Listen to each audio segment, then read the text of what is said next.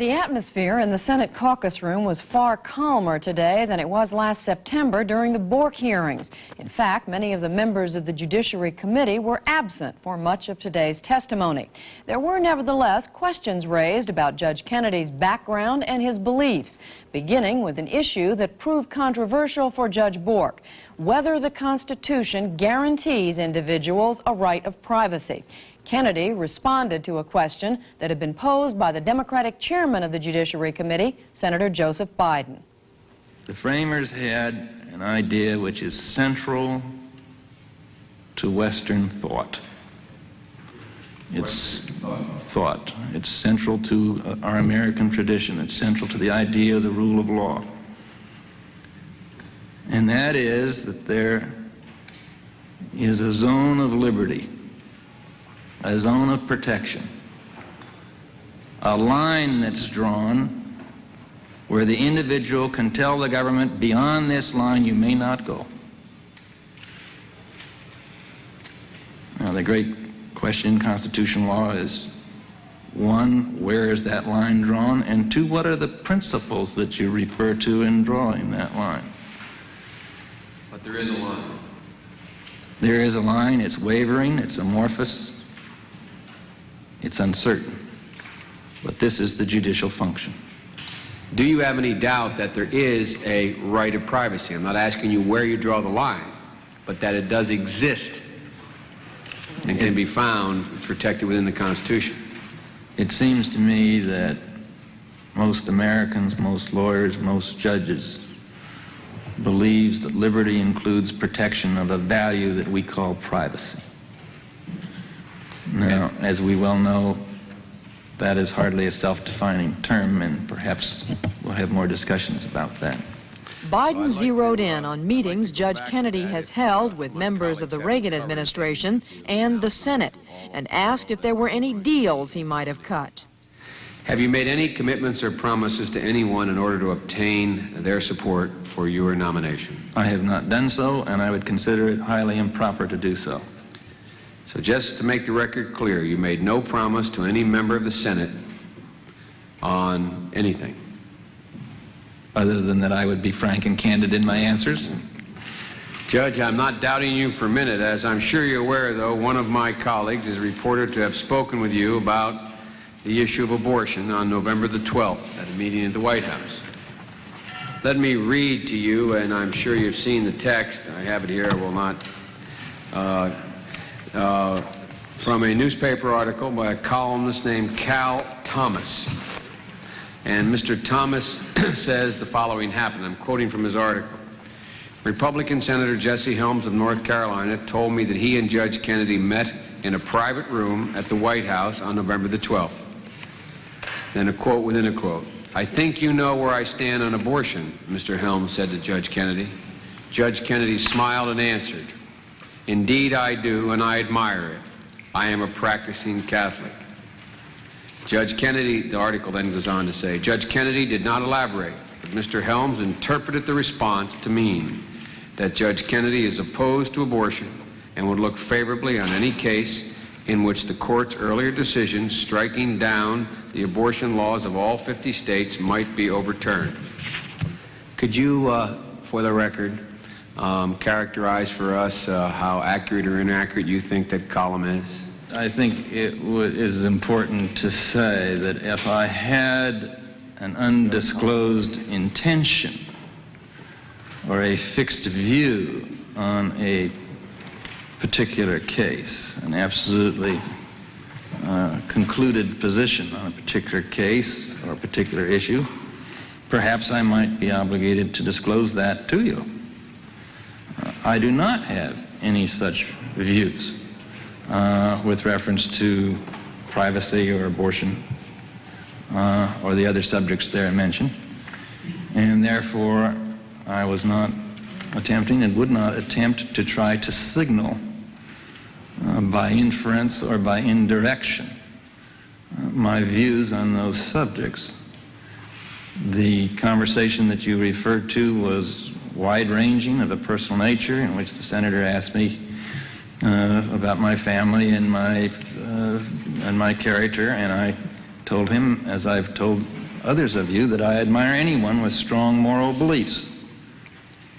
Now, it would be highly improper for a judge to allow his or her own personal or religious views to enter into a decision respecting a constitutional matter. Democratic Senator Edward Kennedy focused on the nominee's former membership in private clubs which exclude women and minorities. As you know, in 1984, American Bar Association amended the commentary to its Code of Judicial Conduct to provide, and I quote, "It's inappropriate for a judge to hold membership in any organization that practices hideous discrimination on the basis of race, sex, religion, or national origin." And it would seem from your questionnaire that you belong to 3 clubs that discriminated against women, and that 1 or more of these clubs may have discriminated against racial minorities as well. And as I understand it, the Olympic Club is a country club in San Francisco, which also has a downtown athletic facility with meeting rooms, dining, residential facility, and has about 4,000 members.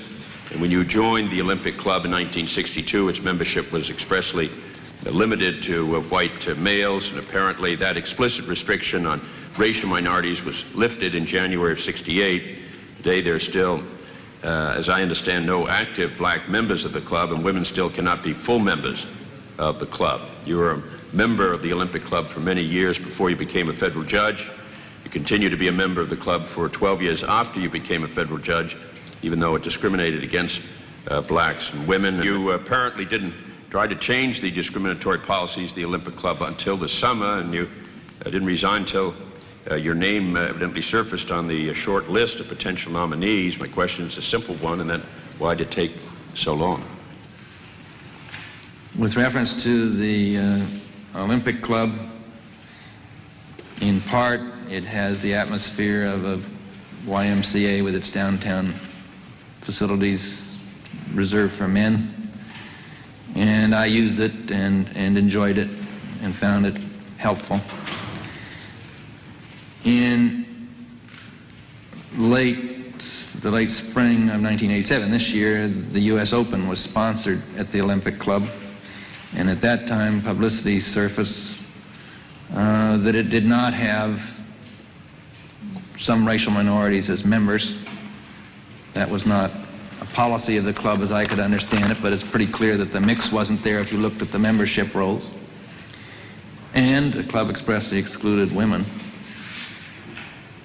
There was an article in the New Yorker magazine which really triggered off my action. A very fine sports writer wrote about the Open and talked about the egalitarian history of the club, which goes back to the 1800s. And I wrote a letter to the club, which the committee has, in which I indicated that it's time to make the egalitarian spirit a reality. And I had discussions with the legal counsel for the club. I knew no directors of the club or officers, and indicated that, in my view, it was high time that the Olympic Club changed. They did have a membership meeting, as you've indicated, in part as a result of my discussions, but in part as a result of the action of the city attorney and concerns expressed by other members. And I actually had heard that the bylaw that you referred to had passed favorably. The board of directors were optimistic that it would, and somebody actually reported back to me that it had passed. I was not a voting member and cannot vote, was not at the meeting. When I heard that the bylaw had been turned down, principally the objection was women in the athletic facility, not to racial minorities, I thought that my position had become quite untenable. And I therefore resigned before I talked to the members of the administration, thinking that it wasn't fair either to the administration or to the members of this distinguished body to make that an issue. Republican Senator Orrin Hatch gave the judge an opportunity to express his views on aspects of criminal law, in particular the rights of the defendant as weighed against the rights of the victim. Could you just give us the benefit of discussing with us generally how you approach the task of finding an appropriate balance between the procedural rights of the defendant and society's right to protect innocent victims of crime?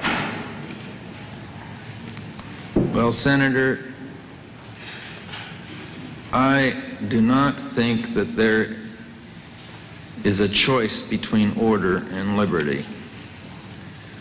We can have both. Without ordered liberty, there's no liberty at all. And one of the highest priorities of society is to protect itself against the corruption and the corrosiveness and the violence of crime. And in my view, judges must not shrink from enforcing the laws strictly and fairly in the criminal area. They should not have an identity crisis or self-doubts when they have to impose a severe sentence. Now, it's true that we have a system in this country of policing the police. We have a system in this country that requires courts to reverse criminal convictions when the defendant is guilty. We have a system in this country whereby relevant, essential, necessary, probative, convincing evidence is not admitted in the court because it was improperly seized. This illustrates, I suppose, that constitutional rights are not cheap. Many good things in life are not cheap, and constitutional rights is one of them. We pay a price for constitutional rights. Now, my view of interpreting these rules is that they should be pragmatic. They should be workable. We've paid a very heavy cost to educate judges and police officers throughout this country. And the criminal system works much better than many people give it credit for. In every courthouse at whatever level throughout the country, even if it's a misdemeanor traffic case, the judge knows the Miranda rule, he knows the exclusionary rule, and so do the police officers that bring the case before him. And we've done a magnificent job of educating the people in the criminal justice system.